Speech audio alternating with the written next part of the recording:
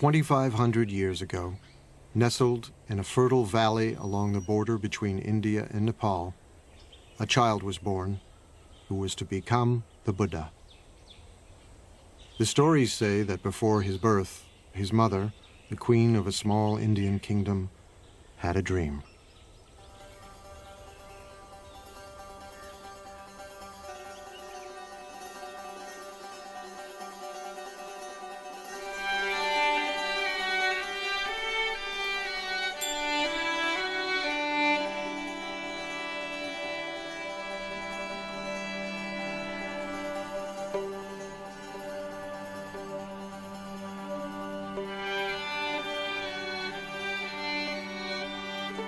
A beautiful white elephant offered the queen a lotus flower and then entered the side of her body.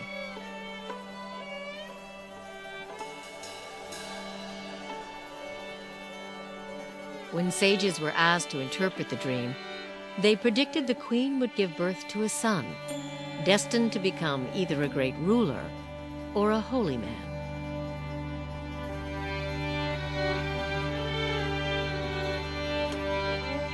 One day, they said, he would either conquer the world or become an enlightened being, the Buddha. People like stories. It is one of the ways we learn. The story of the Buddha's life is an archetypal journey, but it is a means to an end. It is not an end.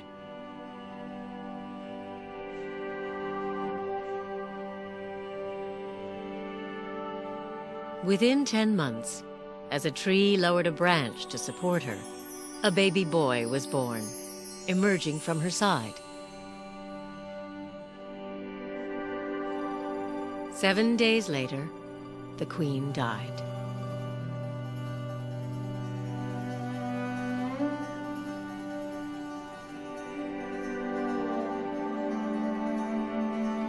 The world is filled with pain and sorrow, the Buddha would one day teach. But I have found a serenity, he told his followers, that you can find too.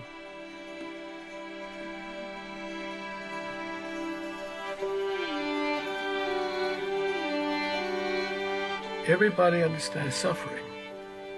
It's something that we all share with everybody else.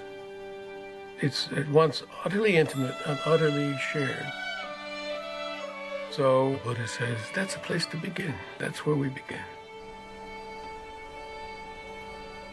No matter what your circumstances, you will end up losing everything you love. You will end up aging. You will end up ill. And the problem is that we need to figure out how to make that all be all right. What he actually said was that life is blissful. There's joy everywhere, only we're closed off to it. His teachings were actually about opening up the joyful or blissful nature of reality. But the bliss and the joy is in the transitoriness. Do you see this glass? I love this glass. It holds the water admirably. When I tap it, it has a lovely ring. When the sun shines on it, it reflects the light beautifully. But when the wind blows and the glass falls off the shelf and breaks, or if my elbow hits it and it falls to the ground, I say, of course. But when I know that the glass is already broken, every minute with it is precious.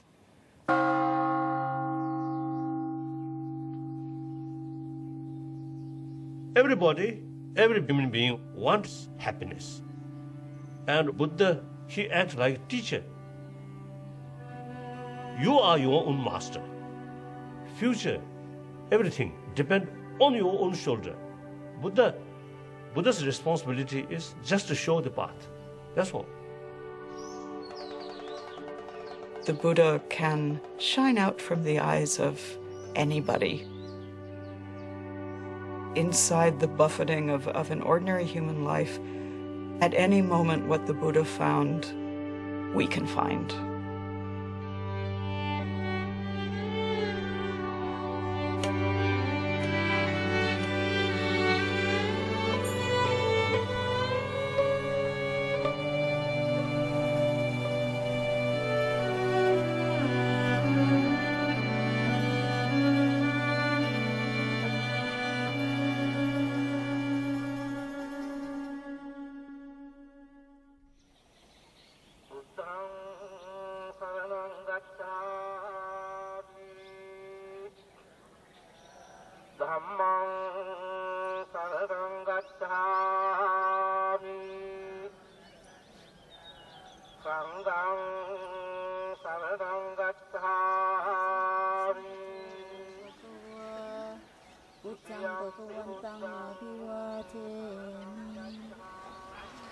Sawakato bhagavata dhammo dhammang namasami. In southern Nepal, at the foot of the Himalayas, is one of the world's holiest places, Lumbini, where, according to the sacred tales, the Buddha was born.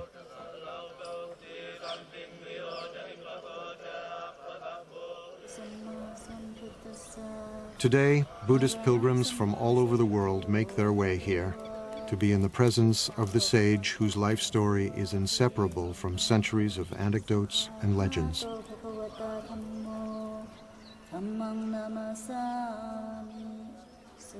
There are countless stories of the Buddha.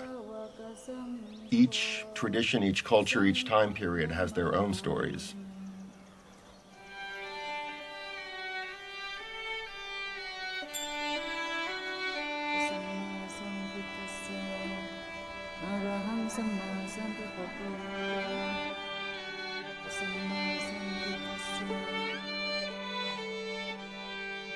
Buddhang Bhagavantang Abhivademi.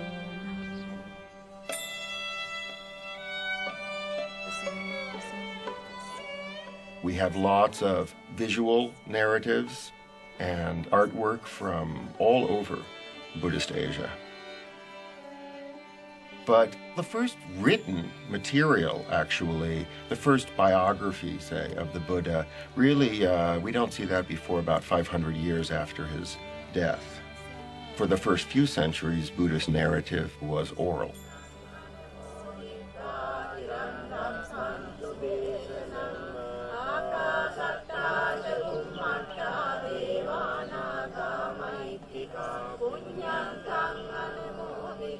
Historically, it is based on something certainly that happened. There must have been someone who corresponded with Gautama Buddha, who we don't know.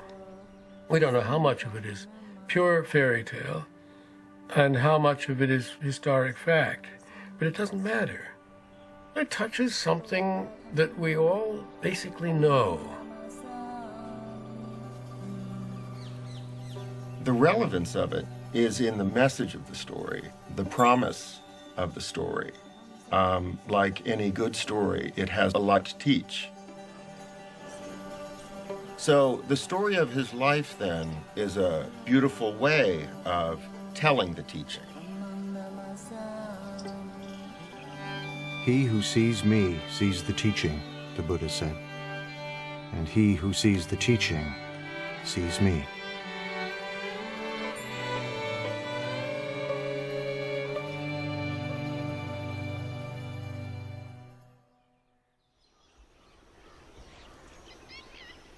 Born some 500 years before the birth of Jesus, the Buddha would grow to manhood in a town vanished long ago. For nearly 3 decades, he would see nothing of the world beyond.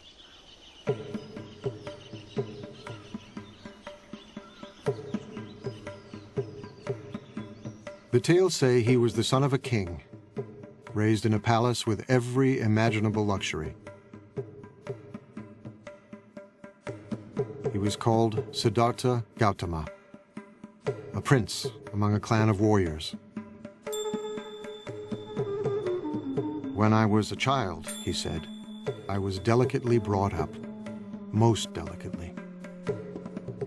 A white sunshade was held over me day and night to protect me from cold, heat, dust, dirt, and dew. My father gave me 3 lotus ponds.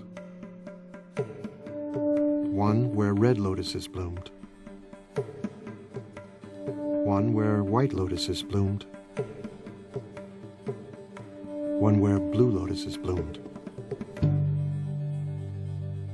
The father wants him to be a king, wants him to conquer the world, to be the emperor of India, which at that time was 16 different kingdoms. And it was predicted that he would be able to conquer wherever he wanted if he remained as a king.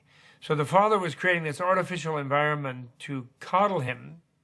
His father wanted to prevent him from ever noticing that anything might be wrong with the world, because he hoped that he would stay in the life they knew and loved and not go off as was predicted at his birth and possibly become a spiritual teacher rather than a king.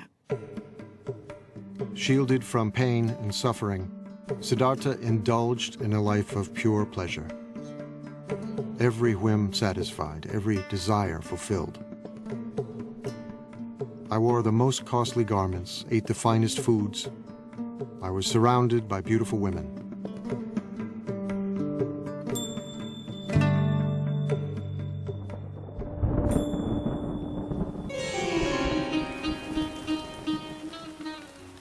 During the rainy season, I stayed in my palace, where I was entertained by musicians and dancing girls. I never even thought of leaving.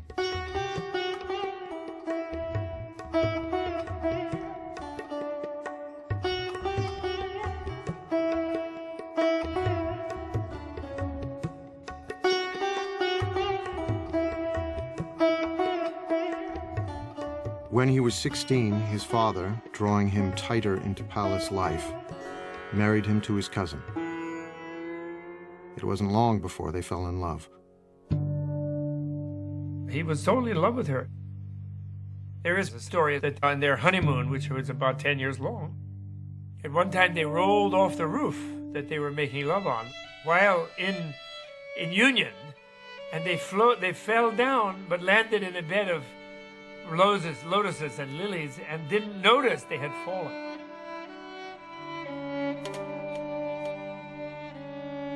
And so, the stories say, he indulged himself for 29 years, until the shimmering bubble of pleasure burst. His father does everything he can to never let him leave, never let him see the suffering that life is. But one day he goes outside and he's traveling through the kingdom and he has the first of 4 encounters. He sees an old man and he asks his attendant, and the attendant says, "Oh, that's change. One doesn't always stay young and perfect." Then on the next tour outside, he sees a sick man and doesn't quite understand what it is. He asks his attendant, and the attendant says, "Oh, that happens to all of us." Everybody gets sick, and don't think you are a prince, you will not get sick. Your father will get sick, your mom will get sick, everybody will become sick.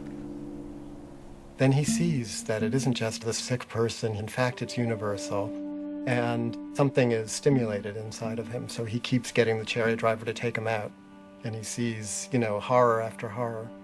And on his 3rd trip outside, he meets a corpse. And he recognizes impermanence and suffering and death as the real state of things. The world that he had been protected from, shielded from, kept from seeing. And he was shocked. He was shocked. And he realized, this is my fate too. I will also become old. I will also become ill. I will also die. How do I deal with these things? These are universal questions in any human being's life. What it's like to be in a body inside of time and our fate, and how do we navigate that? It really is a tale of the transformation from a certain naive, innocent relationship to your own life to wanting to know the full story, wanting to know the full truth. And then the 4th trip outside, he sees a spiritual seeker, someone who has decided to live a life completely other than his life in order to escape from impermanence, suffering, and death. So he has this sort of traumatic encounter with the pain and suffering of life. We try to protect our children. We don't want to let our children see all the pain that's in the world. But at a very early age, at a time before he could remember anything, at a time before there was conceptual thought, he already suffered the worst kind of loss that one could suffer. Suddenly and mysteriously, his mother died when he was a week old. So something tragic happened, right at the beginning. That might be what it takes to become a Buddha, is that you have to suffer on such a primitive level.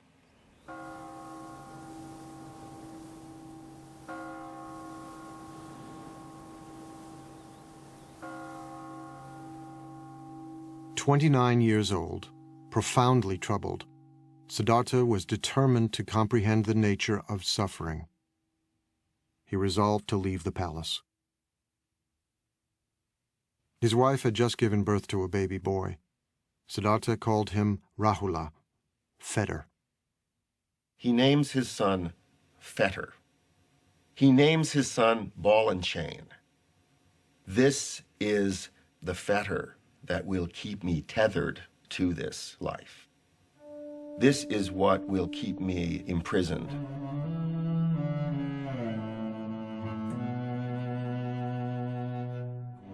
Late one summer evening, Siddhartha went into his wife's room. A lamp of scented oil lit up.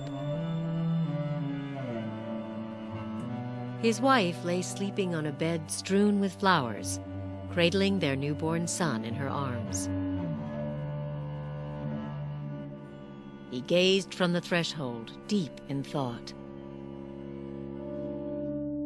If I take my wife's hand from my son's head and pick him up and hold him in my arms, it will be painful for me to leave.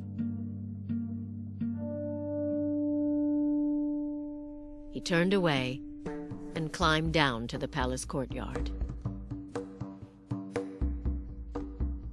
His beloved horse Kantaka was waiting. As he rode toward the city's northern wall, he leapt high into the air. Mara, the tempter god of desire, was waiting. You are destined, Mara told him, to rule a great empire. Go back, and worldly power will be yours.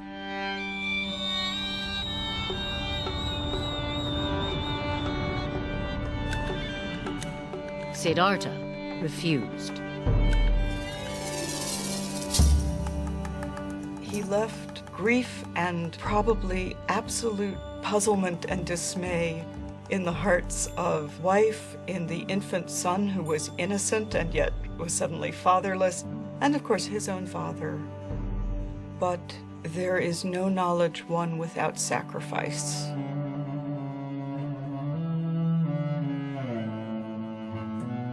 And this is one of the hard truths of human existence.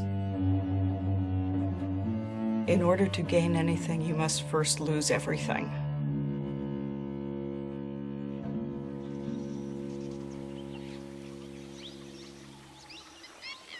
Siddhartha was alone in the world for the first time. On the bank of a nearby river, he drew his sword. Although my father and stepmother were grieving with tears on their faces, he said, I cut off my hair, I put on the yellow robes and went forth from home into homelessness. I had been wounded by the enjoyment of the world, and I had come out longing to obtain peace.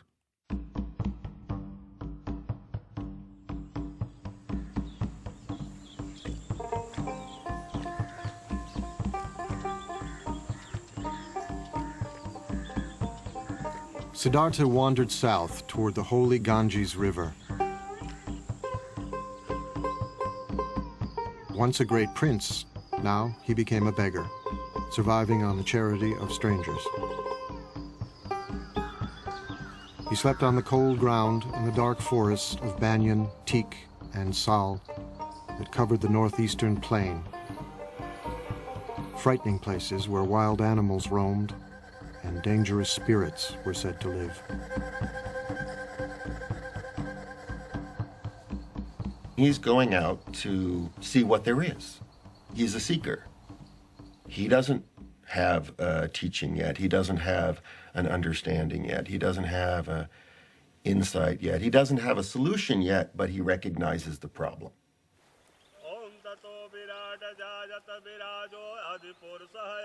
Siddhartha could not expect help from the religion of the time, the ancient Vedic religion, steeped in ceremony and ritual.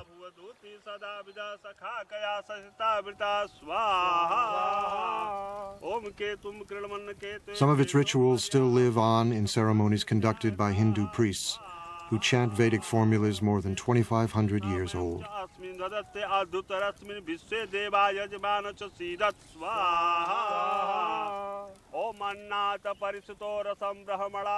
ये जब यहाँ पे सभ्यता का विकास हुआ, आज के करीब हजारों वर्ष पहले, ये जो हम पूजा करते हैं, अपने यज्ञ के विधान से हम अपने देवता और ग्रहों की जो उपासना करते हैं, उससे ये जो संसार में जितने भी प्राणी हैं, उनको सुख प्रदान करते हैं और आध्यात्मिक शांति प्रदान करते हैं।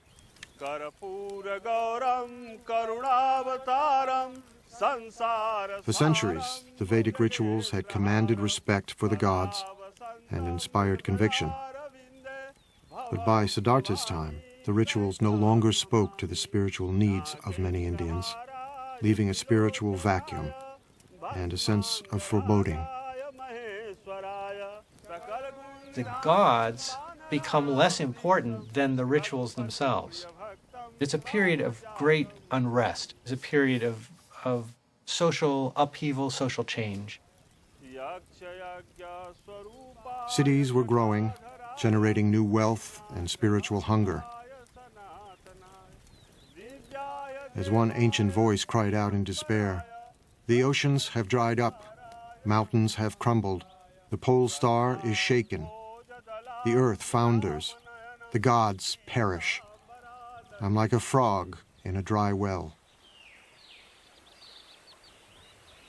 A lot of people aren't satisfied with the religion that they grew up in.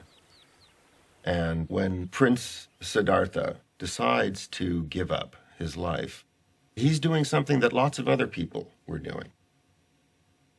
Siddhartha joined thousands of searchers like himself, renunciants, men and even a few women who had renounced the world, embracing poverty and celibacy, living on the edge, just as spiritual seekers still do in India today.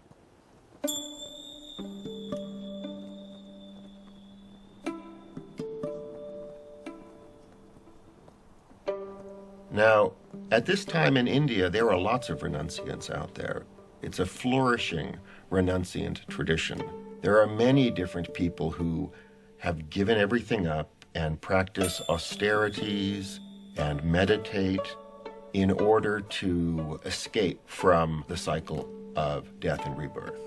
The notion of reincarnation is something that's part of Indian culture, part of Indian civilization, part of Indian religion, that was there long before the Buddha. And it was the in a sense, the problem that the Buddha faced. Suffering didn't begin at birth and finish with death. Suffering was endless.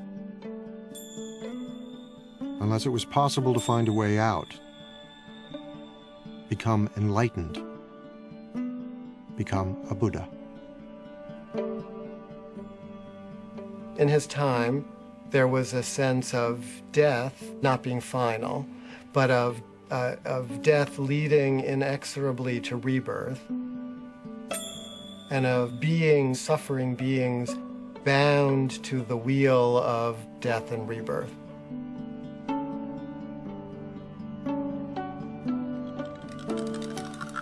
It is said that Siddhartha had lived many lives before this one. As countless animals,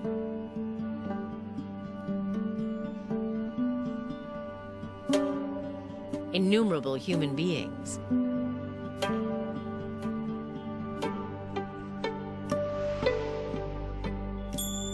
and even gods.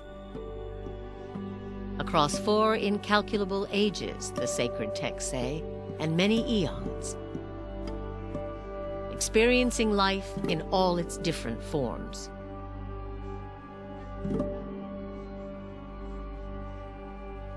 Siddhartha's previous lives, many eons, sometimes as a human being, sometimes as an animal. But then gradually, you see his practice becoming more higher and higher and deeper, deeper.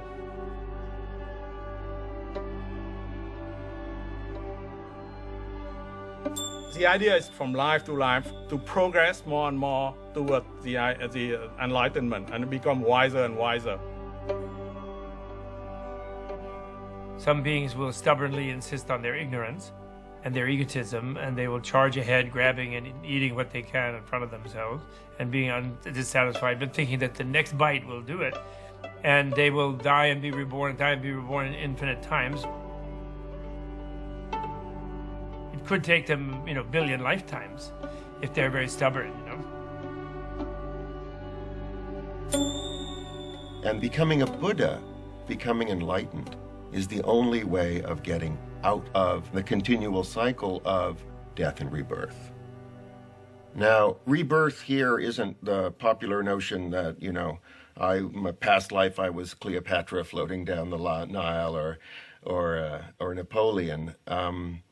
It's as if every life is going through junior high school again, over and over and over.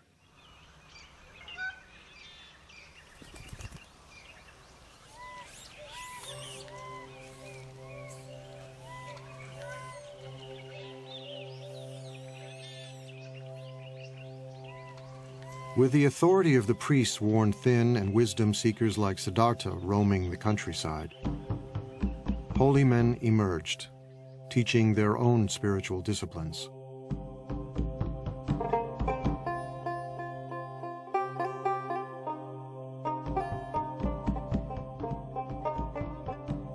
Siddhartha apprenticed himself to one of them, a celebrated guru who taught that true knowledge could never come from ritual practice alone. It was necessary to look within. You may stay here with me, the guru told him. A wise person can soon dwell in his teacher's knowledge and experience it directly for himself. Siddhartha set himself to learn the rigorous practices the guru prescribed.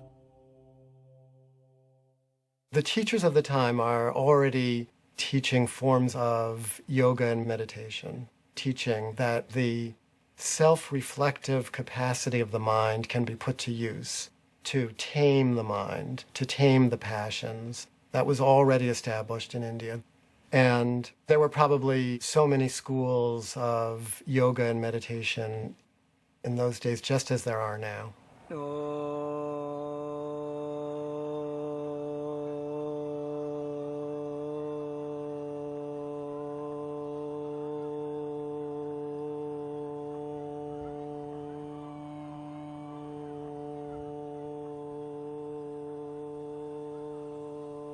योग केवल शरीर के लिए नहीं है। शरीर के लिए तो अपने आप स्वाभाविक रूप से लाभ मिलता ही है। योग का जो मुख्य लक्ष्य है कि हम समाधि को प्राप्त कर जाएं। सर्वे भवन्तु सुखिना तुरंत नहीं आता। सर्वे by the Sadhana.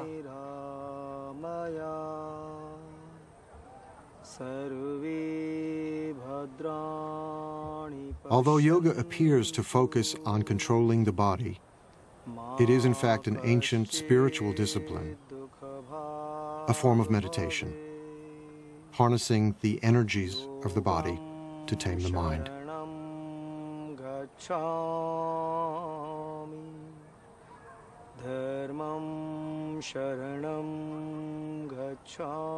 Some yogis learn to sit without moving for hours, breathing more and more slowly until they seem to be barely breathing at all. Om Shahana Vavatu Sarve Bhavantu Sukhina. All kinds of trance states are possible through meditation. If you hold the mind, if you concentrate the mind on a single object, be it a word or a candle flame or a sound. It's possible to transport the mind into all kinds of interesting places.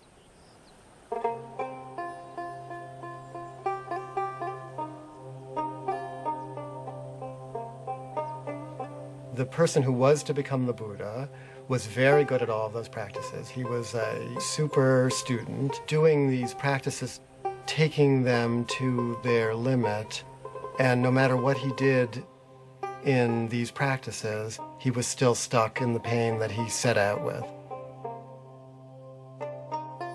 He ascends to these very rarefied states of consciousness, but it's not permanent. And it does not bring penetrating truth into the nature of reality. So these become a temporary escape from the problem of existence, but they don't solve the problem.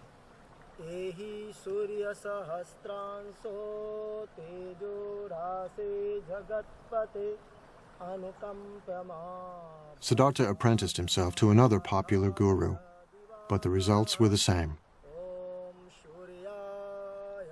The thought occurred to me, he said later. This practice does not lead to direct knowledge, to deeper awareness. Disenchanted, he left this master too.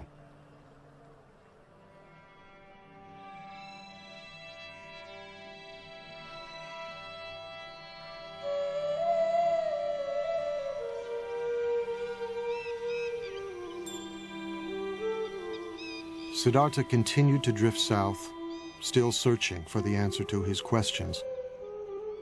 Why do human beings suffer? Is there any escape? He's trying and trying and searching, and he already experienced extreme luxury, so now he tries extreme deprivation.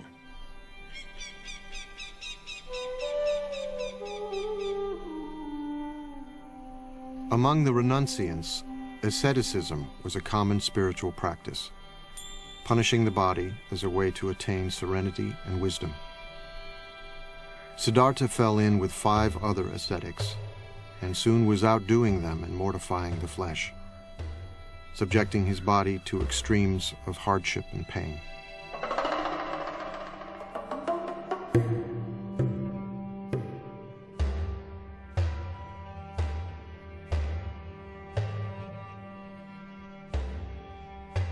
The body represents a fundamental problem. Old age brings a decrepitude to the body.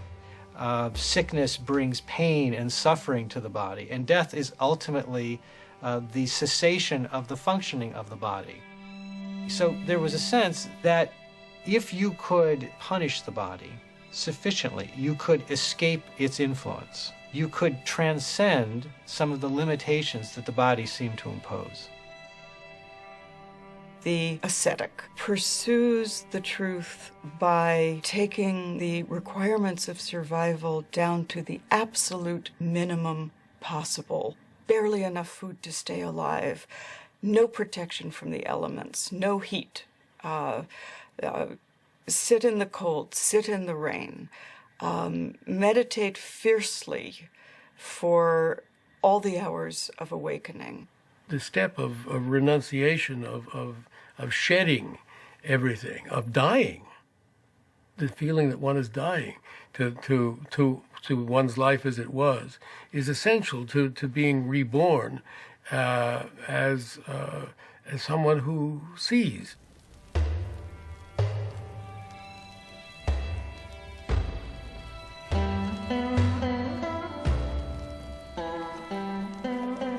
Ascetics can still be seen in India, firm in the belief that by subduing the flesh, they can gain spiritual power. सत्य क्या है? एक time भोजन लेने में 24 घंटे में एक सेकंड अपने को प्रत्यक्ष बता देता है कि सत्य क्या है. था छोड़ दिया 16 उम्र में. इसलिए सोचता हूँ कि हर चीज मोह नहीं रखता. ये मार्ग से ये बालक जो आगे बढ़ने के लिए इसमें मैं मोह नहीं रखता, मोह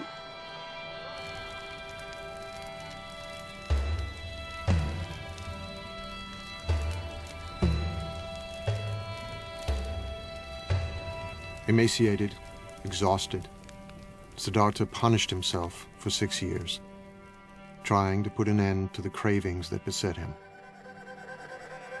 He tortures himself, trying to destroy anything within himself that he sees as bad.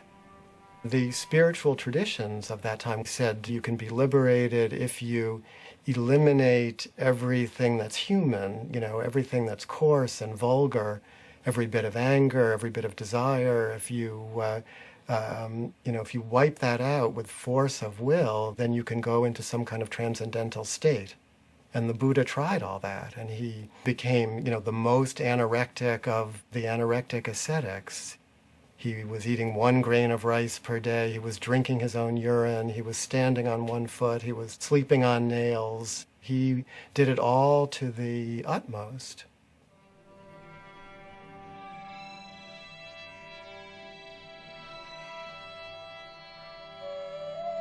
My body slowly became extremely emaciated, Siddhartha said. My limbs became like the jointed segments of vine or bamboo stems. My spine stood out like a string of beads. My ribs jutted out like the jutting rafters of an old abandoned building. The gleam of my eyes appeared to be sunk deep in my eye sockets, like the gleam of water deep in a well. My scalp shriveled and withered like a green bitter gourd, shriveled and withered in the heat and wind.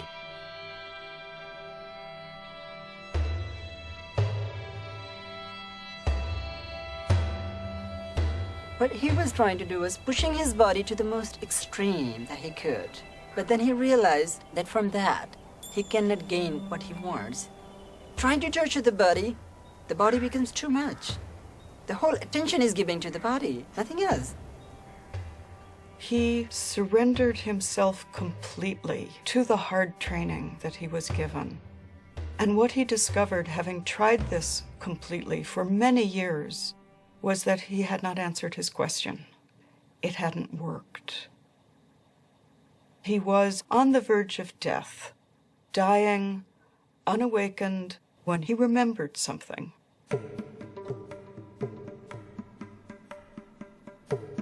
He remembered a day when he was young and sat by the river with his father, and the perfection of the world as it was simply gave itself to him.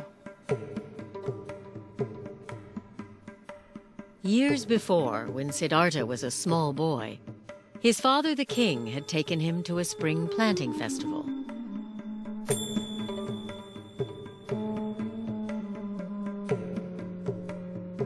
While he watched the ceremonial dancing, he looked down at the grass.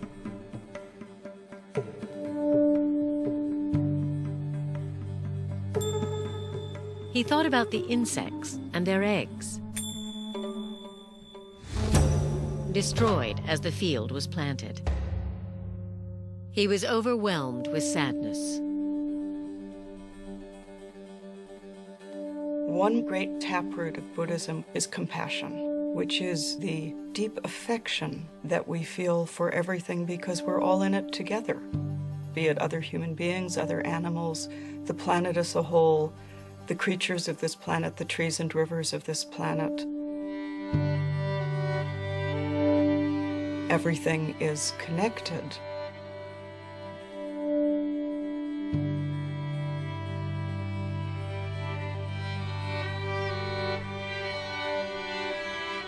It was a beautiful day. His mind drifted.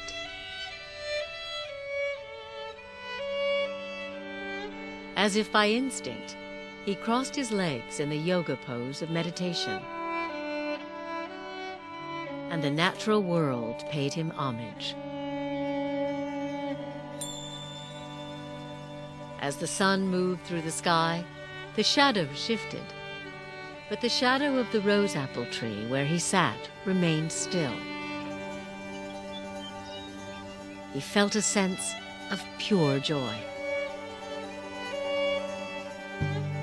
The joy that he found is in the world that is already broken. It's in this transitory world that we're all a part of. And the fabric of this world, despite the fact that it can seem so horrible, the underlying fabric of this world actually is that joy that he recovered. That was his great insight. But, he says, I can't sustain a feeling of joy like this if I don't take any food, so I better eat something. And then at that moment, a village maiden mysteriously appears carrying a bowl of rice porridge. And she said to him, "Here, eat." That moment of generosity and release, when he accepted the rice, was a decision towards life. It was what in the Christian tradition might be called grace, that you cannot do it completely on your own. And in Christianity, the grace comes from the divine. In the story of the Buddha, the grace comes from the ordinary kind heart of a girl who sees somebody starving and says, "Eat." There's something beautiful. Whenever I remember that story, it makes me so happy because I see the heart of Buddha as the person he was, like the Siddhartha.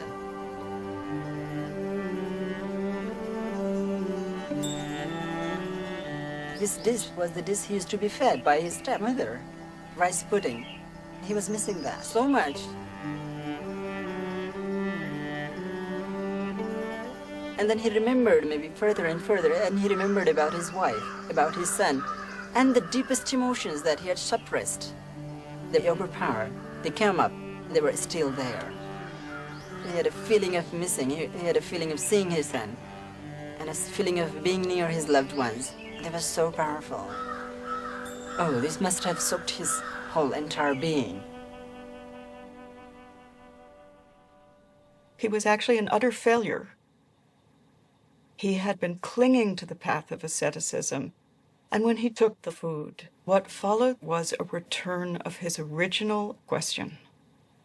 Life is painful. Life involves change. This is still a problem. The problem didn't disappear.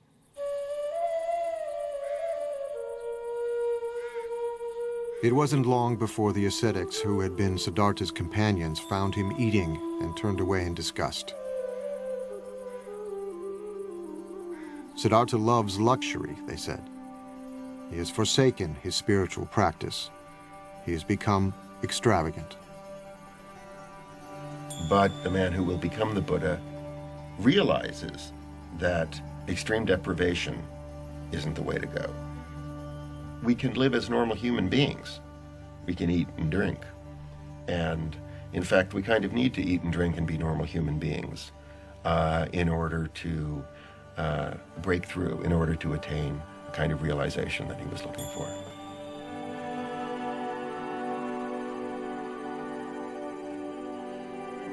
Siddhartha had put his faith in 2 gurus. They hadn't helped him. He'd punished his mind and body. That had almost killed him. Now, he knew what he must do. To find the answer to his questions, he would look within and trust himself.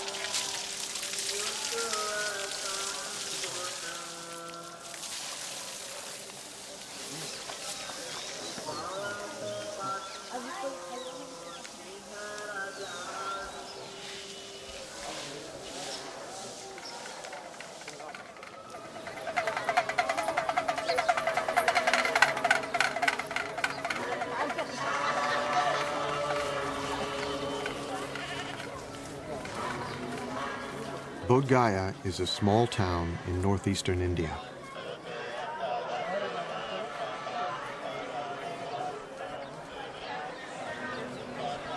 Throngs of pilgrims have come here from all over the world for more than 16 centuries.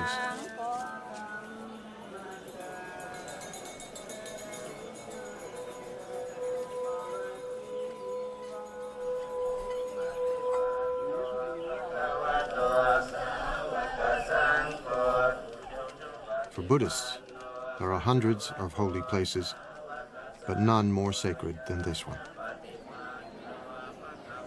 Bodh Gaya is the sacred point from which the Buddhist faith radiates.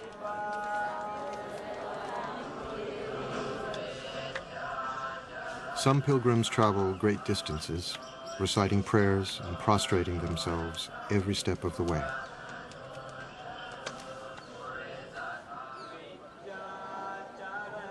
It is their Mecca and Jerusalem.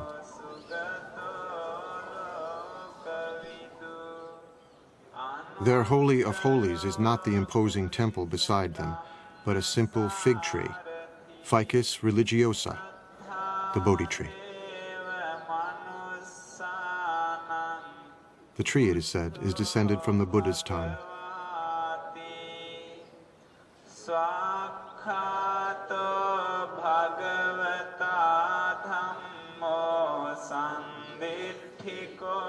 Every pilgrim knows the story of how Siddhartha, after accepting the rice milk from the young girl, put aside the rags he was wearing, bathed himself in a nearby river, and strengthened, sat down in the shade of the Bodhi tree and began to meditate. It was springtime. The moon was full. Before the sun would rise, Siddhartha's long search would be over.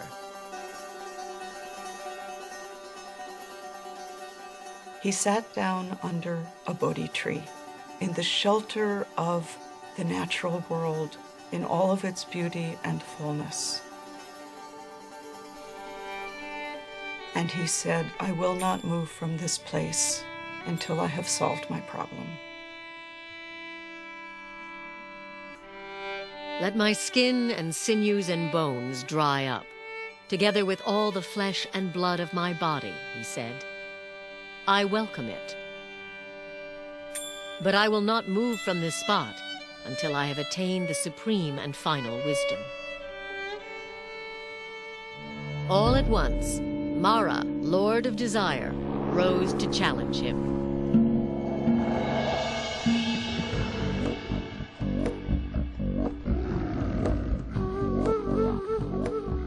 With an army of demons, he attacked.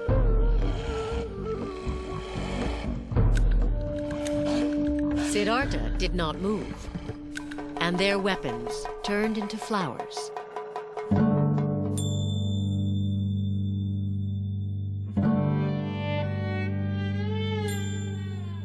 Mara is the ruler of this realm of desire, this world that we all live in.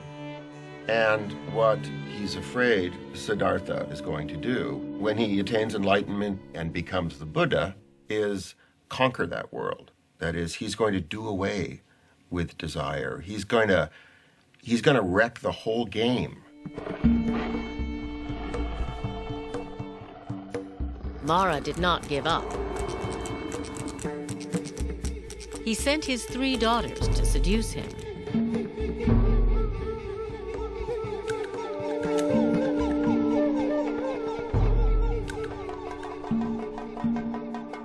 Siddhartha remained still. When he faces Mara, he faces himself and his own destructive capacity. But he's not the warrior trying to do battle with those qualities. He's discovered his own capacity for equanimity. He has become like, the top of the great Himalayan mountains. The weather is passing over him, storms are raging around him, and he sits like the top of the mountain, impassive, not in a trance state, totally aware of everything. So he frustrates Mara. Siddhartha resisted every temptation Mara could devise. The Lord of Desire had one final test.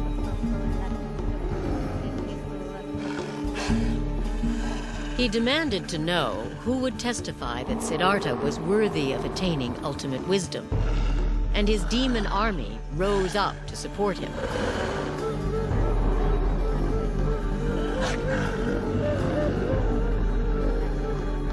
Siddhartha said nothing. He reached down and touched the ground, and the earth shuddered.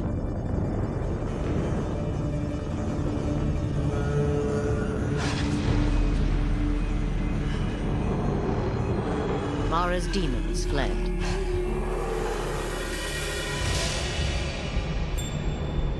The Buddha reaches down and with his finger touches the earth. He says, "The earth is my witness."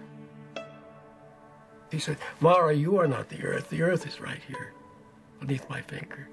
And the earth is what we're talking about. Accepting the earth, not owning the earth, not possessing the earth, but the earth just as it is, abused and exploited and despised and rejected and plowed and mined and shat on and everything else, you know. It's still the earth, and we owe everything to it.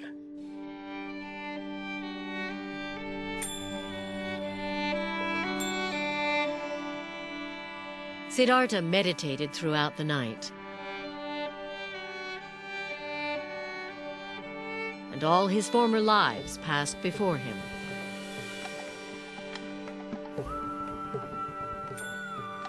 He remembers all his previous lives, infinite numbers of previous lives. Female and male and every other race and every other being in the vast ocean of life forms. And he remembered that all viscerally, so that means his awareness expanded to be all, so that all the moments of the past were completely present to him. He gains the power to see the process of birth, death, and rebirth that all creatures go through. He's given this sort of cosmic vision of the workings of the entire universe.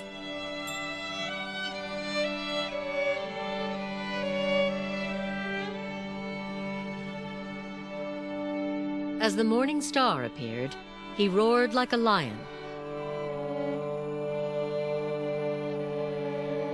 "My mind," he said, "is at peace." The heavens shook, and the Bodhi tree rained down flowers. He had become the awakened one, the Buddha.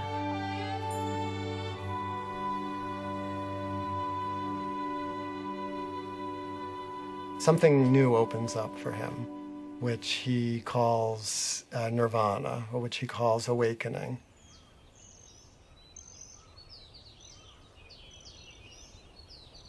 He said, "At this moment, all beings and I awaken together." So it was not just him, it was all the universe. He touched the earth, as earth is my witness. Seeing this morning star, all things and I awaken together. It's not like entering a new state, it's uncovering or surrendering to the reality that has always been there. He realized he'd always been in nirvana, that nirvana was always the case. Your reality itself is nirvana. It's the unreality, it's your ignorance that makes you think you're this self-centered, separate being trying to fight off an overwhelming universe and failing. You are that universe. You're already enlightened. He's saying the capacity for enlightenment, that your awakeness already exists within you.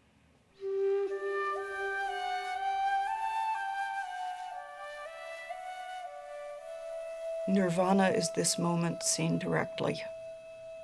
There is nowhere else than here. The only gate is now. The only doorway is your own body and mind. There's nowhere to go. There's nothing else to be. There's no destination. It's not something to aim for in the afterlife. It's simply the quality of this moment. Just this, this room where we are. Pay attention to that. Pay attention to who's there.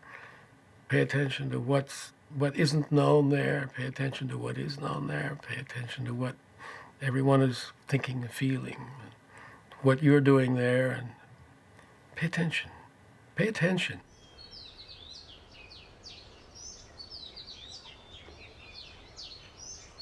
For weeks, the Buddha remained near the Bodhi tree, peaceful and serene.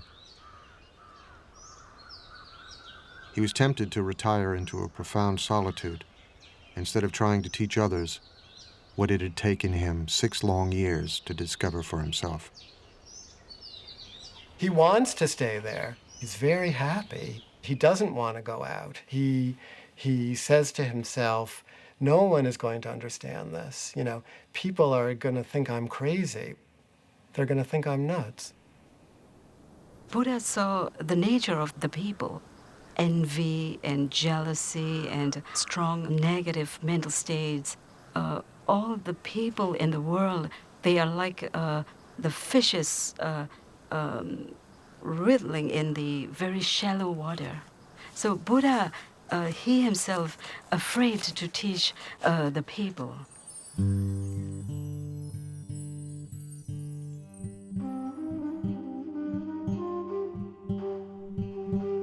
The myth is that God comes to the Buddha. Brahma comes on his knees and says, please, we need you. Why don't you try talking about what you just understood? Because the world needs it. The gods need it and the men need it, you know? People need it. And then Buddha decided to give his teachings. Because of a great compassion, it's not an ordinary compassion.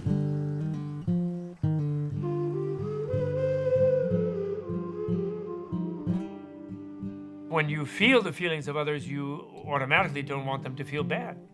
You feel the feeling of your hand, you don't put it in the oven. I mean, you're not being compassionate to your hand, you just feel the pain, so you're not going to put it there.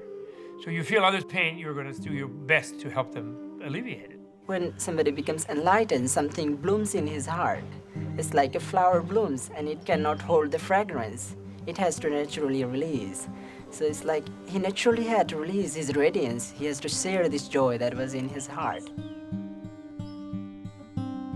35 years old, the Buddha would devote the rest of his life to bringing his teachings, the Dharma, the fundamental laws of all things, into the world. But as he had feared, it would not be easy. As he set off to share what he had learned, he met a wandering ascetic. "Who is your guru?" the ascetic asked him. The Buddha said he had no guru, that he had attained enlightenment on his own. "It may be so," the ascetic said, and walked away. On his first attempt to teach, the Buddha had failed. Buddha meets someone who doesn't see anything special about him, because the awakened Buddha doesn't look any different from anybody else. He is ordinary. Buddhism is not about being special. Buddhism is about being ordinary. And it is not about the continual exudation of bliss. It is about walking a normal human life with normal human beings, doing normal human things. And this reminds you that you yourself might be a Buddha. At this moment, the person you're looking at might be one. It's an interesting practice. Just each person you see as you walk down the street, Buddha, Buddha, Buddha, Buddha, Buddha.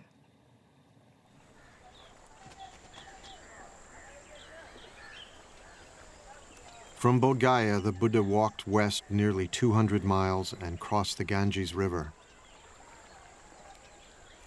He was still searching for a way to explain to others what he feared was unexplainable, the path to the enlightenment he himself had experienced.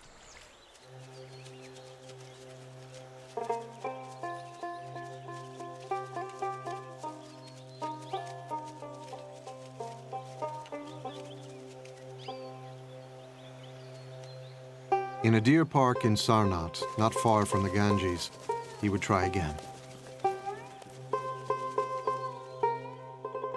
His 5 former companions were still practicing the austerities he himself had abandoned.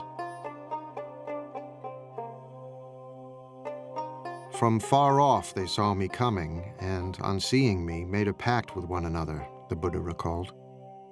Friends, here comes Siddhartha, living luxuriously, straying from his ascetic practice. He doesn't deserve to be bowed down to. These are his buddies who were just disappointed and disgusted with him for giving in after they'd all been trying to starve themselves into enlightenment. So they're a little distrustful at the beginning. They refer to him as an equal, and he then tells them, no, that's not the term you should use when you refer to a Tathagata, to a being who's gone beyond. And so he sets them straight. And they then become the first people to hear the content of what he realized under the Bodhi tree. His first teaching would later be called Setting in Motion the Wheel of the Dharma, because it brought the Buddha's message into the world for the first time.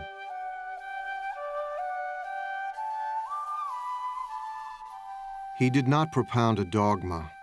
Instead, he spoke from his own experience, out of his own heart.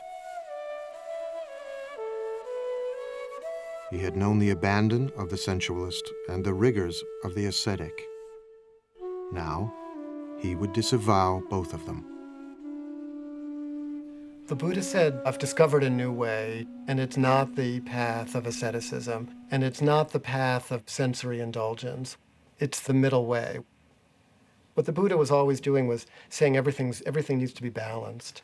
So, the middle way was always balancing between, excesses on this side, excesses on the other side.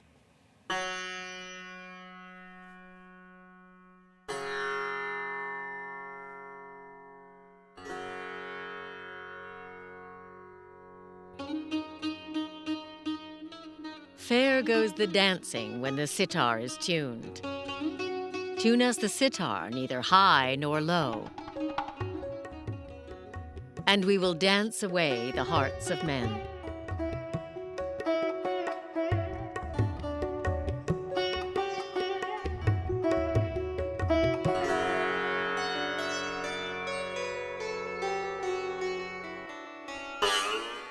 But the string too tight breaks, and the music dies.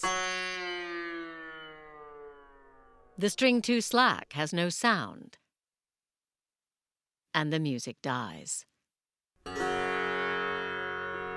There is a middle way. Tune us the sitar, neither low nor high, and we will dance away the hearts of men.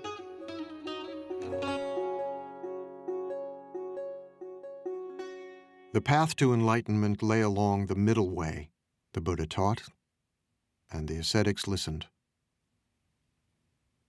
Now he would answer the question that 6 years before had provoked his spiritual journey, the question of suffering. Buddhists don't have a creation story. There is no creator deity.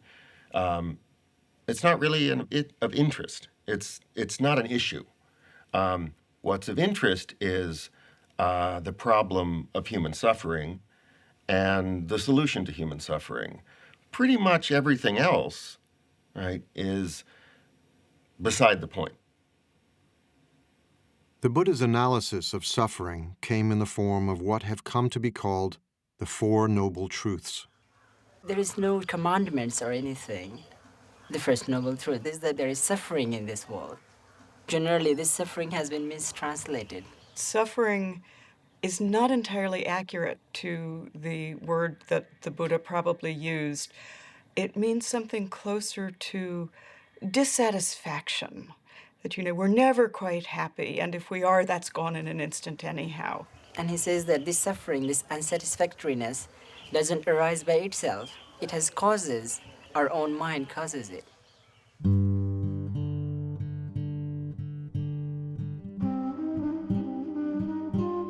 while the second noble truth asserts that suffering has a cause. The third noble truth makes an astonishing claim. You really can be free of suffering by understanding the cause of suffering. Nobody tells you that. And so that was a huge announcement. The problem, Buddha taught, is desire. How to live with the confused and entangling desires of our own minds.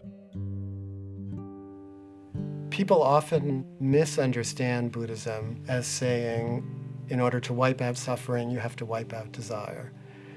If that was what the Buddha was saying, then where does the desire for enlightenment fit in? The Buddha is saying, be smart about your desires.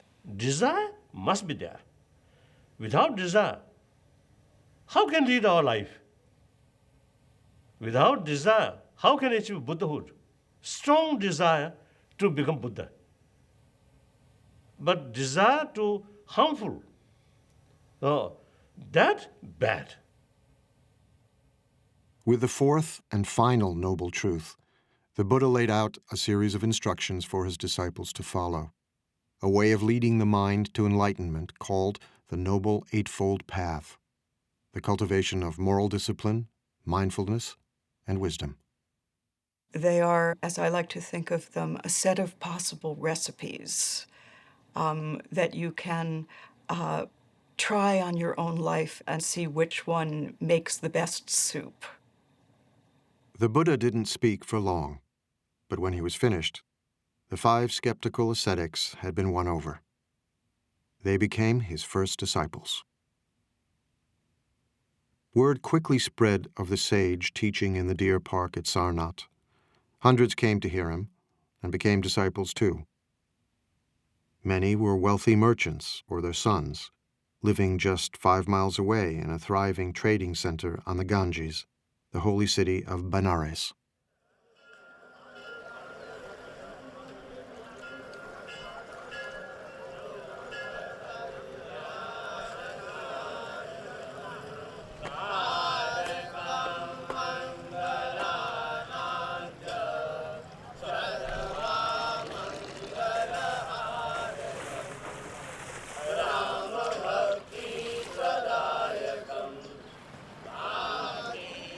Today, Benares is the most sacred city in all of India, as it has been for millennia.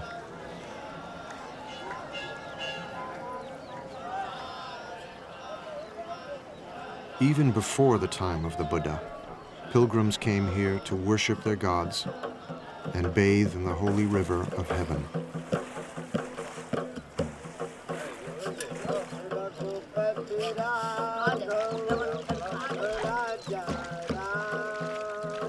You see people purifying themselves, bathing in the Ganges. You see priests performing rituals.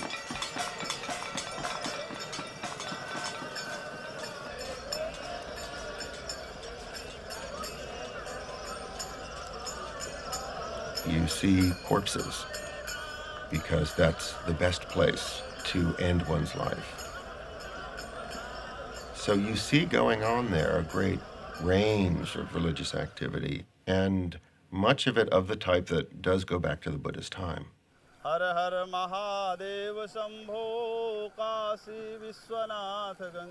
Many of today's sacred ceremonies on the Ganges echo the ancient practices of the Vedic priests, the Brahmins. In the Buddha's day, only the Brahmins could mediate between the gods and men. Only they could conduct the holy rituals that were said to preserve the universe itself.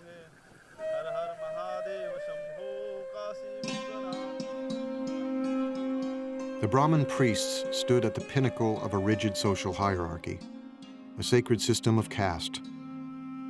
Beneath them were the warriors, the caste to which the Buddha belonged.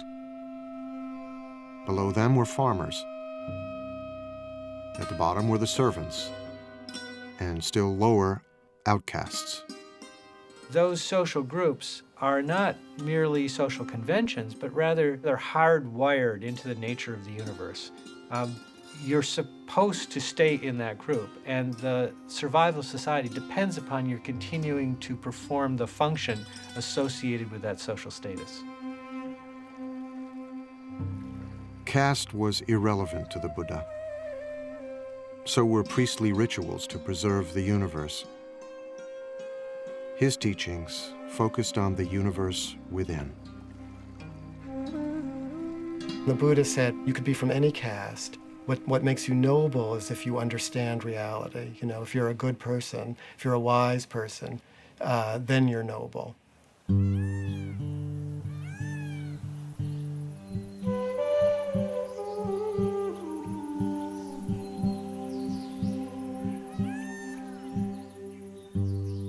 In time, a devoted gathering of monks formed around the Buddha at Sarnath, near the Ganges. Broken stones and fallen pillars mark what remains of what grew to be a vibrant monastic community, the Sangha.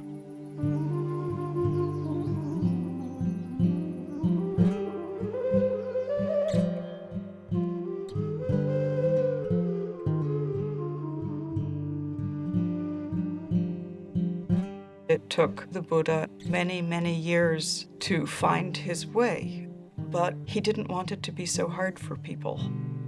And so he established a community who could live together and help one another.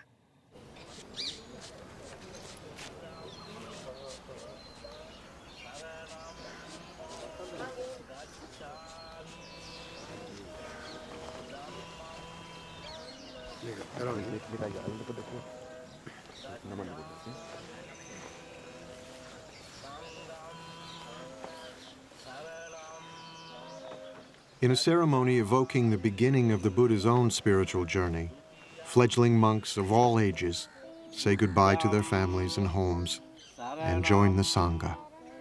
Gacchami dutiyampi dhammam saranam gacchami. I go to the refuge of the Buddha, I go to the refuge of the Dhamma, and I go to the refuge of the Sangha. Sanghang saranang gacchami.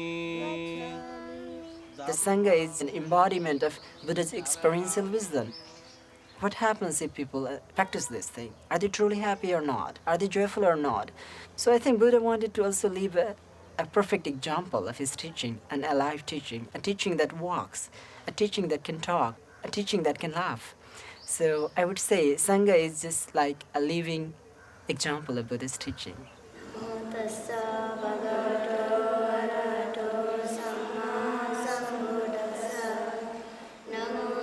The first Sangha was a radical institution, open to people of every caste and remarkable for the times in which the Buddha lived, to both men and women. The Buddha was part of a culture deeply suspicious of women. The attitude towards women at the time was very critical, and many things were impossible for them. So that was a very revolutionary thing to do that in that times of India. By ordaining women as nuns, the Buddha gave women the chance to escape the drudgery of daily life.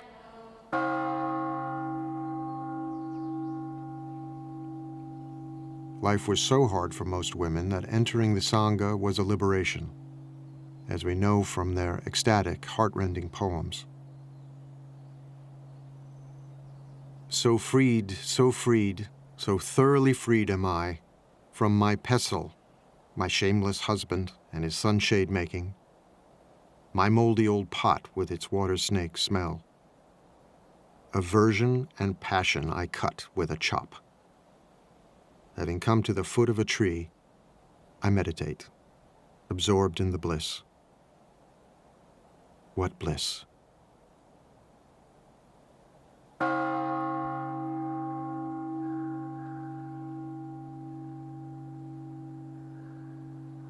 Bliss, nirvana, the Buddha taught. could be found in the fleeting moment through the practice of meditation. The Buddha showed his followers how to come to terms with their own roiling thoughts and desires by paying attention to them, by becoming aware, becoming mindful. As an ancient poem counsels, like an archer, an arrow, the wise man steadies his trembling mind, a fickle and restless weapon. Many times our mind is not peaceful enough. So we realize that perhaps we need to understand more about mind itself and how to balance the emotions, how to balance our mind and try to cultivate more happiness. The difficulties come from within. One experiences unexpected things from one's mind. Most dangerous skeptical doubts. Doubts about oneself, doubts about the Buddha. Physical is we can get from from the food and from the supplement of vitamins and and for the mind, this is the only way we have to. Only medicine. Meditation is not about getting rid of anger, getting rid of lust, or getting rid of jealousy. Even while becoming monk, often we experience anger. It happens. It often happens when people start teasing you like a shaven, bald-headed person. But it gives a good chance for us to realize that, okay, let's see, this anger arises. What is it? What most often happens in our ordinary life is that whenever we experience these emotions, we get stuck into it. It starts twisting us. But Buddhism is going through inside it and getting out of it peacefully. And I think that gives us more joy. And that makes human life more full, more around. It's not like we are not living in partial truth, but it's like whole of things together. It takes time to comprehend this. And then, by practicing again and again, the practitioner becomes very balanced, and one reaches a state of very strong equanimity. Equanimity towards the physical and mental objects. And this is the base camp for the summit. Enlightenment.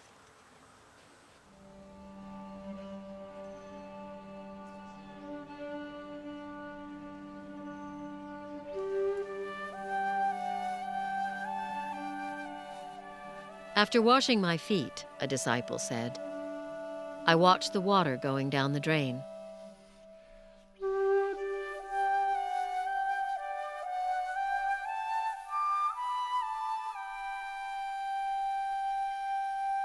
I am calm. I control my mind like a noble thoroughbred horse.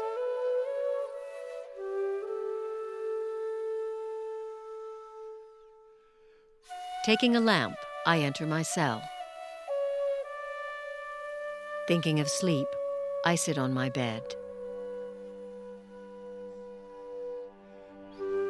I touch the wick, the lamp goes out.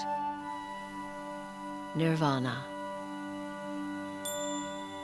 My mind is freed.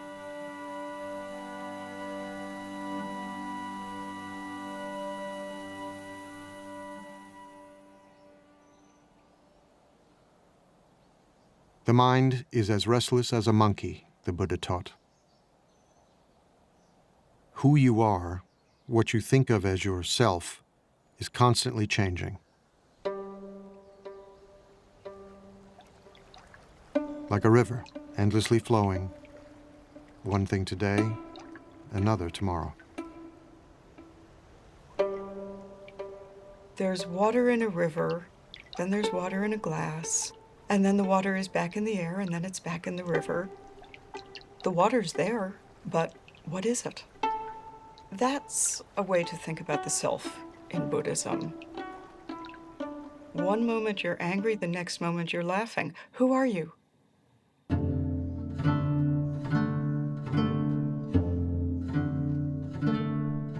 A seed becomes a plant.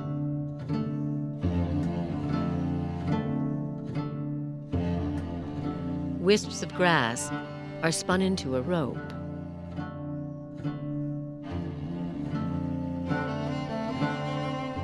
A trickling stream turns into a river.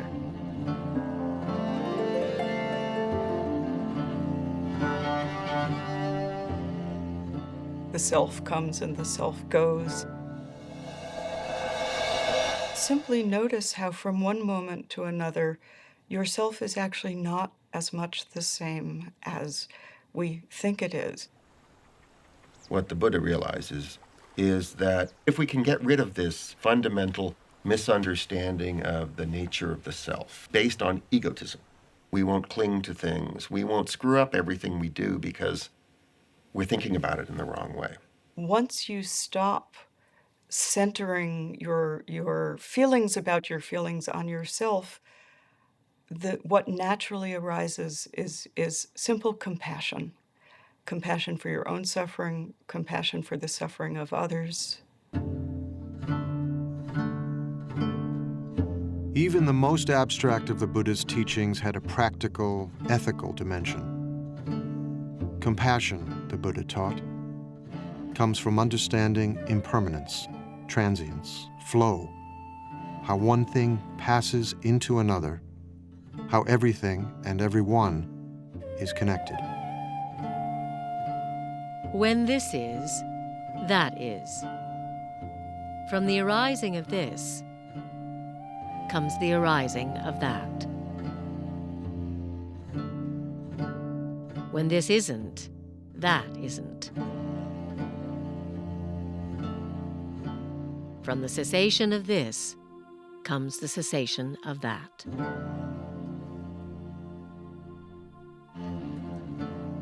This is always connected to that. Everything is connected to everything else. You never live by yourself. You live always within a family, a society, a culture. You constantly interact with other people all the time. So our happiness depends on their happiness as well. How can we be happy if we are the only one happy in just an island of happiness within an ocean of misery? Of course, that's not possible. Compassion stirred the Buddha to send his monks out into the community. Sworn to chastity and poverty, they wandered the roads, bringing the Buddha's teachings into the world.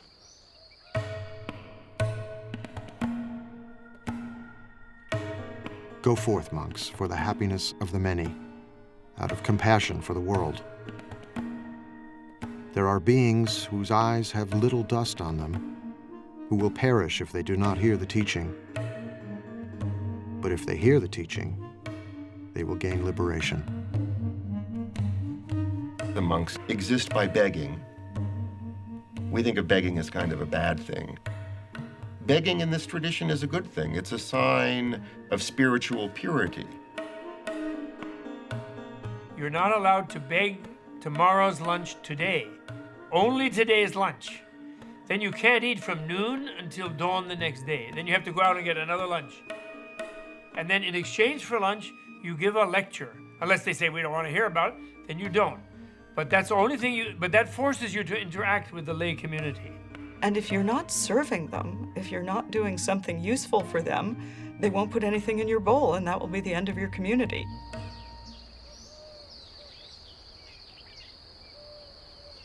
The Buddha himself wandered across northeast India, teaching and gathering new disciples everywhere he went. You didn't have to become a monk or a nun to become a Buddhist. The Buddha's teachings were for everyone.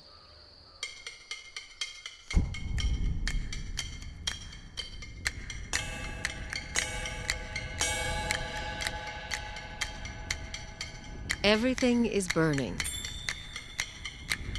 What is burning? The eyes are burning. Everything seen by the eyes is burning.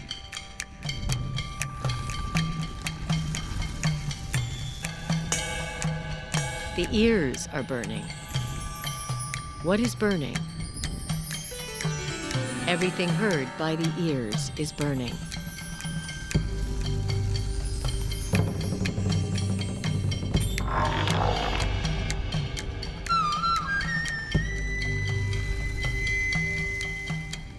The nose is burning.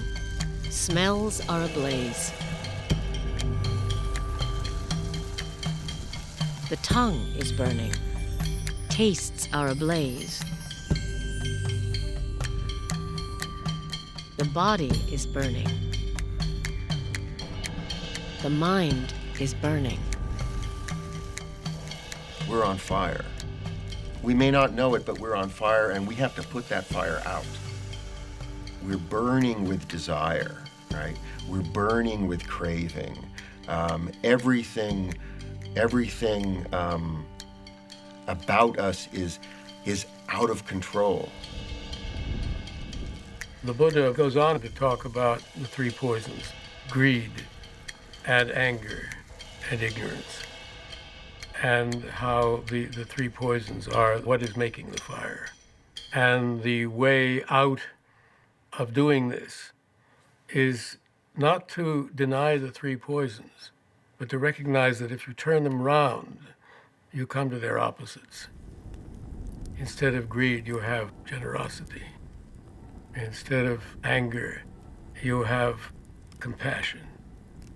And instead of ignorance, you have wisdom.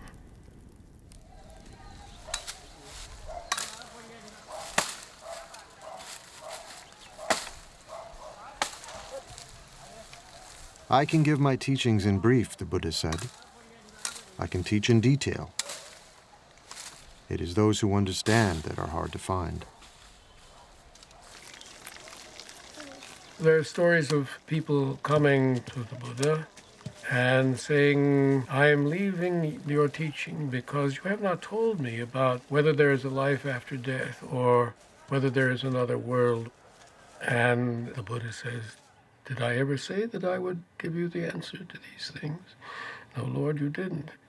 Why do you think that I never said that I would give you the answer to these things?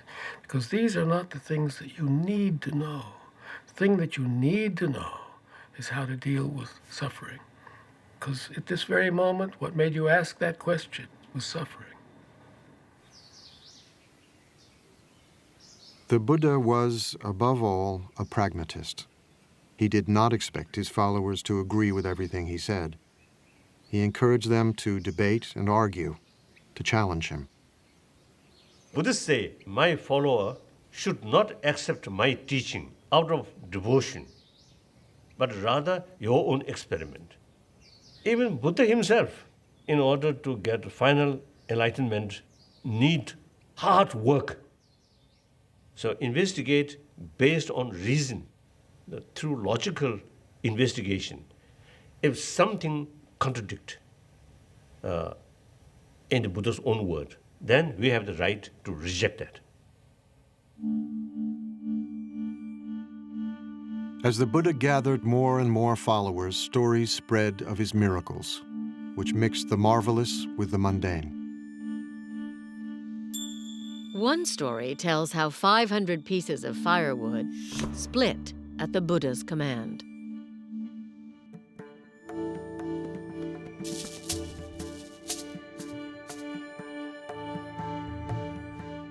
In another, a mad elephant charged wildly down a street, forcing everyone to flee.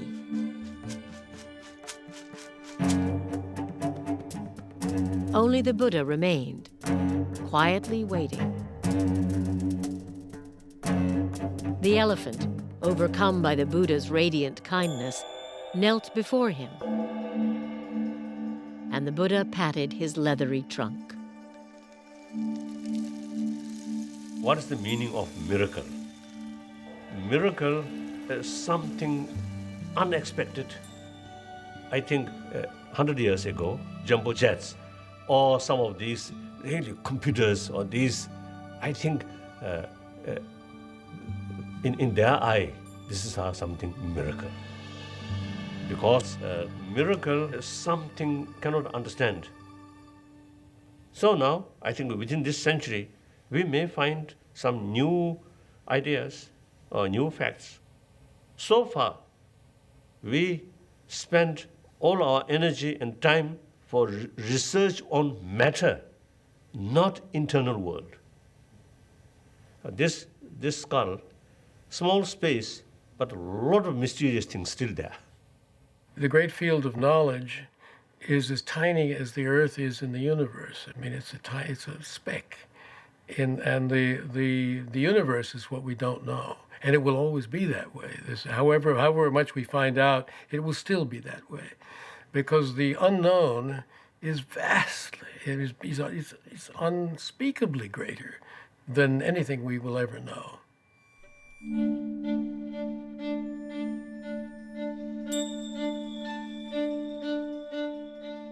In one of the most storied miracles, the Buddha strode on a jeweled walkway suspended in mid-air,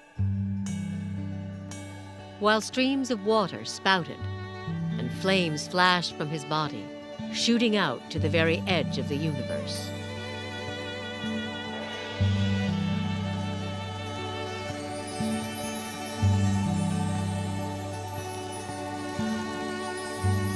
And as the Buddha sat on a lotus flower giving his teachings, he replicated himself, filling the sky with multitudes of Buddhas for all to see and wonder.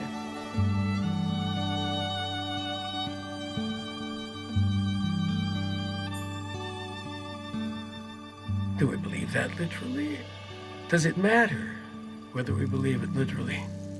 What many of those miraculous stories are about is the sheer wonder of it all.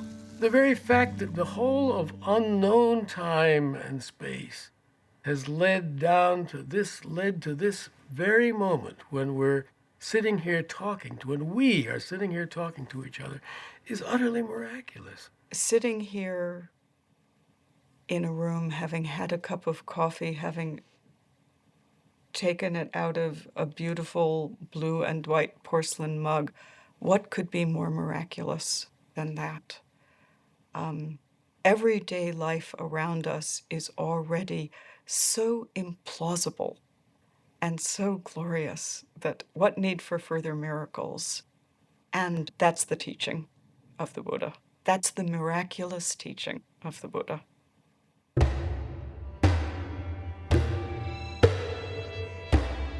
Violence, the Buddha taught, always leads to more violence. To the slayer comes a slayer. To the conqueror comes a conqueror. He who plunders is plundered in turn.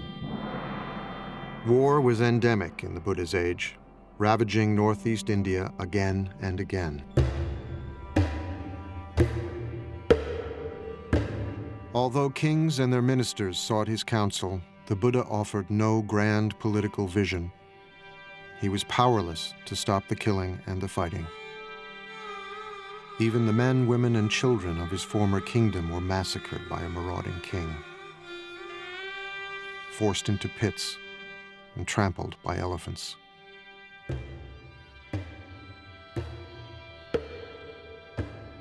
It was said that the Buddha received the news in silence. Hundreds of them killed.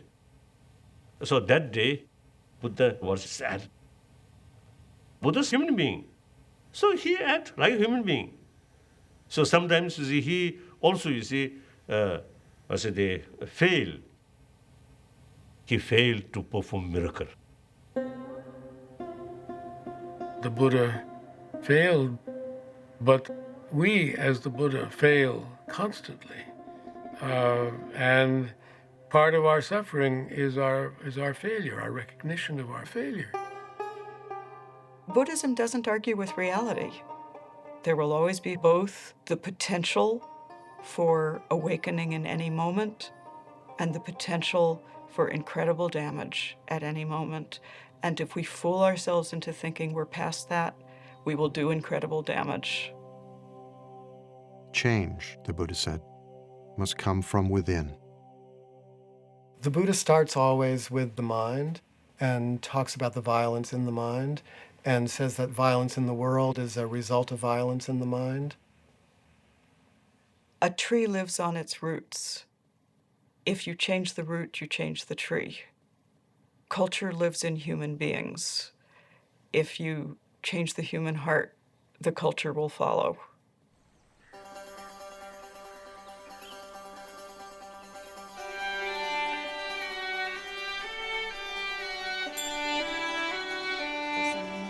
For decades, the Buddha shared his teachings all across northeastern India.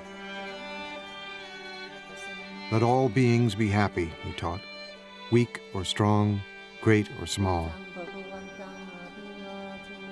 Let us cherish all creatures as a mother her only child. Barefoot in his robes, he was still walking the roads when he was 80, but old age was upon him. His back hurt, his stomach was often in pain. I am old, worn out, he told a trusted disciple, like a dilapidated cart held together with thin straps. The world is so sweet, he said, that he could understand wanting to live for at least another century. But he was frail and exhausted.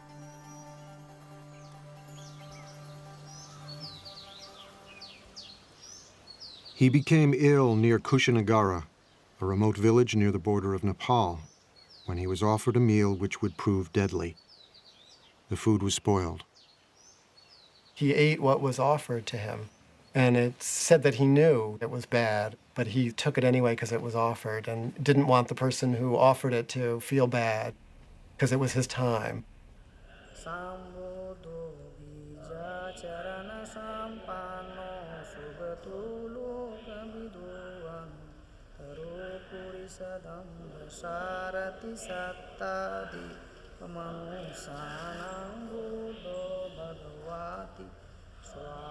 Today, Kushinagara is revered by pilgrims as the place where the Buddha finally left the world.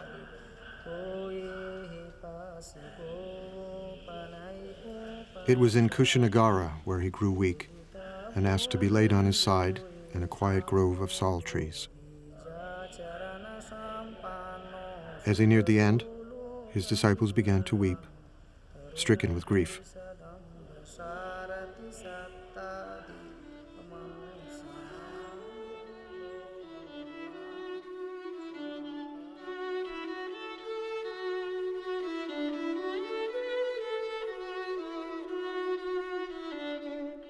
But the Buddha reassured them. All things change, he said. Whatever is born is subject to decay. He's saying this is a natural process. He tells his disciples, use this time, use the energy here, even this, for your own awakening. So he used even his own death and their sadness as a time to remind them of what their real task was.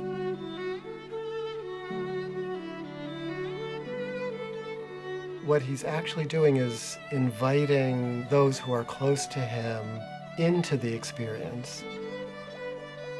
I don't think the Buddha's teaching in any way argues against grief or sadness or loss. The teachings, if they make any sense, have to make sense in ordinary circumstances, in ordinary lives. And in ordinary lives, we grieve when we lose. We grieve. When it hurts, we say, ouch.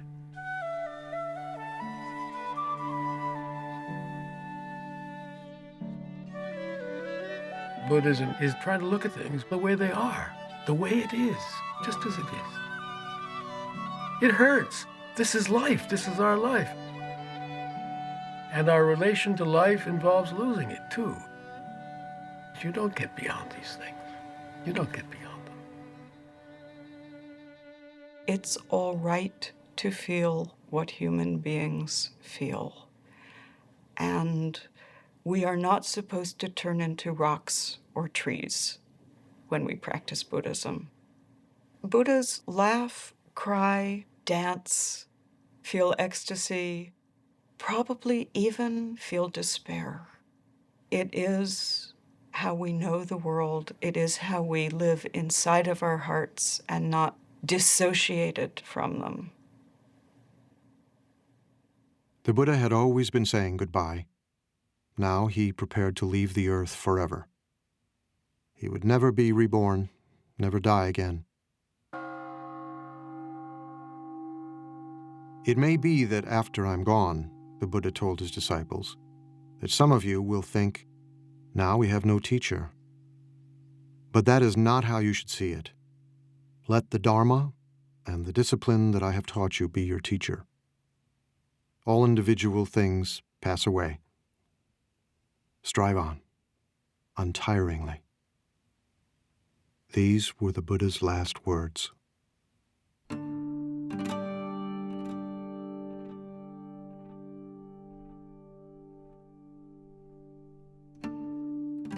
The Buddha died peacefully.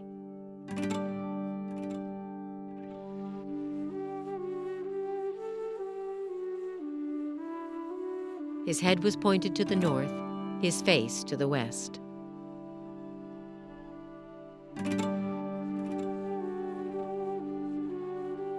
The stories tell how the earth shook, and the trees suddenly burst into bloom.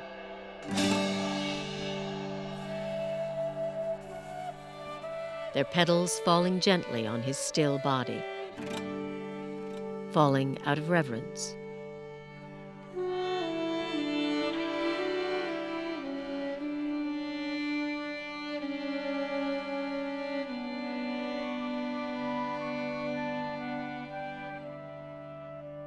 Divine coral flowers and divine sandalwood powders fell from above on the Buddha's body, out of reverence.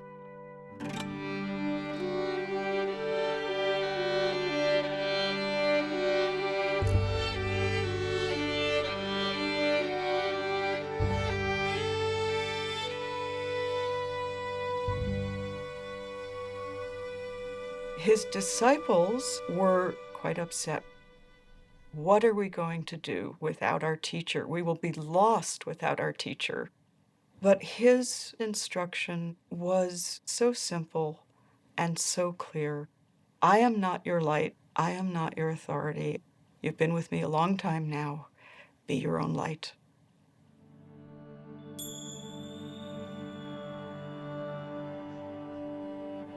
The Buddha saw death and life as inseparable.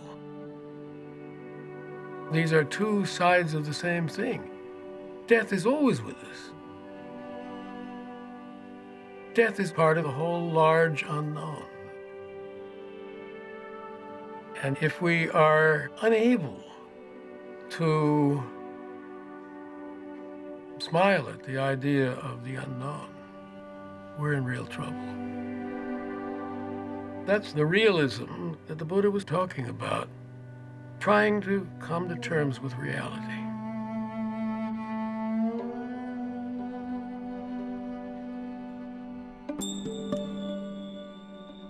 When he was 29 and still Prince Siddhartha, the Buddha had left his wife, child, and family to try and understand the nature of suffering.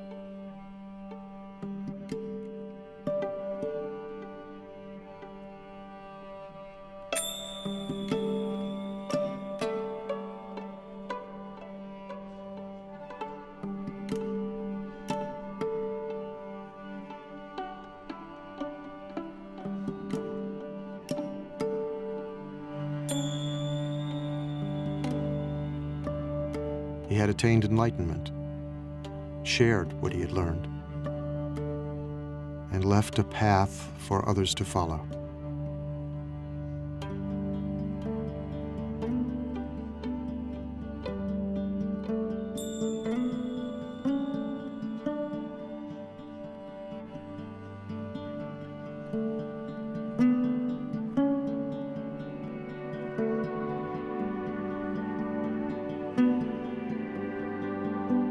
Now he was gone. But before he died, he had asked his followers to remember him by making pilgrimage to the place of his death, to where he gave his first teachings,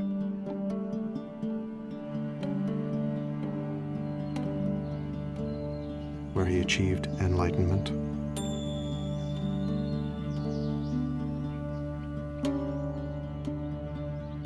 and where he was born.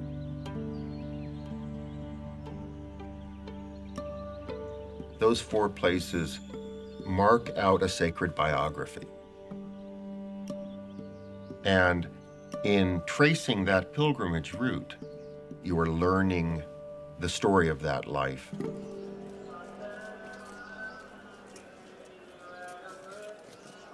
At places of pilgrimage, temples were built, images were installed, and relics were enshrined. Millions of people get immense inspiration. Buddha's spirit always there. But real Buddha's holy places is within oneself. That's important. So real Buddhist sacred place we must build within ourselves. We must build within our heart.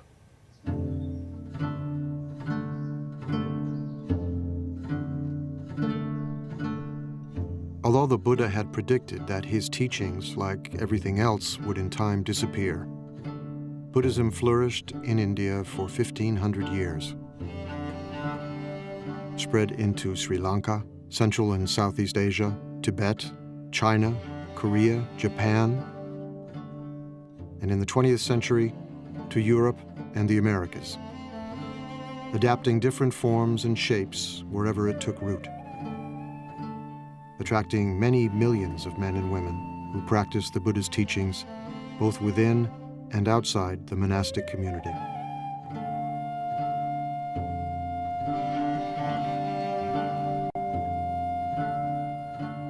But everywhere, and in every age, the essence of the story remains the same.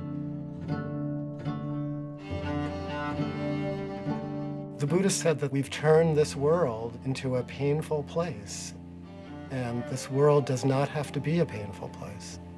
This world can be a world inhabited by Buddhas. But it's up to each one of us to turn ourselves into a Buddha. That's the work. If the Buddha is not you, finally the Buddha is of no interest to you. The Buddha is of such interest to you because you are the Buddha. Every sentient being, even insect, have Buddha nature, the seed of Buddha. That's the seed of enlightenment. So therefore, there is no reason to believe some sentient being cannot become Buddha. So like that. I know that there are supposed to be preserved footprints of the Buddha, which are kept in one of the sacred places in India or Nepal. And, you can stand in them. And if you stand in them, maybe you realize, 10 toes, me too.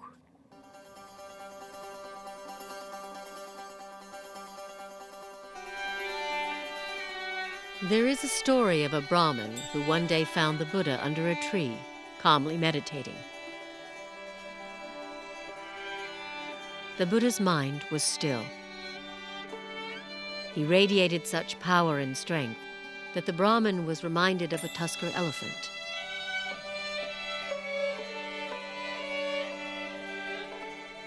The Brahmin asked him who he was. Imagine a lotus that had begun life underwater, the Buddha replied.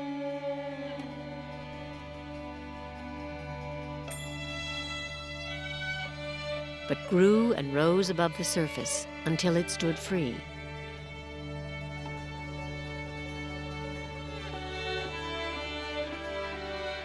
So I too have transcended the world and attained the supreme enlightenment. Who are you then? The Brahmin wondered. Remember me, the Buddha said, as the one who woke up.